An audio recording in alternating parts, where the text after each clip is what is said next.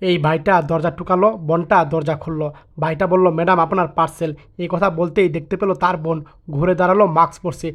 বোনটি বলল, আরে ভাই পার্সেল দেন না কোনো আমাকে। আর বললো, এই নেন আপনার পার্সেল। আর চলে যাবে, বলল, ম্যাডাম এই ফোনে চার্জ নেই, একটু চার্জ দেওয়া যাবে? আর বললো, আচ্ছা ঠিক আছে আসুন।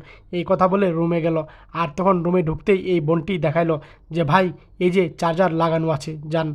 আর তখন ভাইটা চার্জ দিবে, বলল, বোন একটু আমাকে পানি খাওয়াবেন? আর তখন বোন বলল, ঠিক আছে। আর বোনটা পানি আনতে গেল, ভাই মোবাইল ফোন চার্জে লাগালো, পার্সেল রেখে গ্লাসটা নিল। আর বোনটি পানি নিবে, হঠাৎ করে মাথা ঘুরিয়ে নিচে পড়ে গেল। আর এদিকে তখন ভাইটা ফোনটা এই জায়গায় রাখলো, আর রেখে মুখের মাস্কটা খুললো। আর তখন কোন রুমে তার বোন জামাই আছে সেটা খুঁজছিল। আর তখন দরজা খুললো, দেখতে পেলো বোন জামাই জায়গায় দাঁড়িয়ে আছে। আর বোনকে মেরেছে, তার জন্য ভাই প্রতিশোধ নেবে। দরজাটা লাগিয়ে দিল। লাগিয়ে দিয়ে এই ভাইটা তার কোমরের বেল্টটা আস্তে আস্তে করে বেল্টটা খুললো। আর খুলে হাঁটতে বেল্টটা পেঁচিয়ে নিল। আর পেঁচানোর পর তখন বাড়ি দেওয়া শুরু করলো কয়েকটা। কারণ বোন অসুখে আছে, তার জন্য ভাই রাগ হয়ে গিয়েছে। আর তখন এই বোন জামাইকে কয়েকটা বাড়ি দিল। আর বেলটা তখন ফেলে দিল। আর এদিকে পানি পড়তেই আছে। এই বোনটির জ্ঞান ফিরল।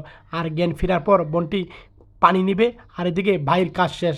ভাইটা তখন দরজা খুলে এক পর্যায়ে ভাইটা তখন তার মোবাইল টোবাইল নিয়ে ভাইটা রুম থেকে চলে গেল। আর এদিকে বোনটা পানি নিয়ে আসলো তার ভাইয়ের কাছে। এসে দেখলো ভাই নেই।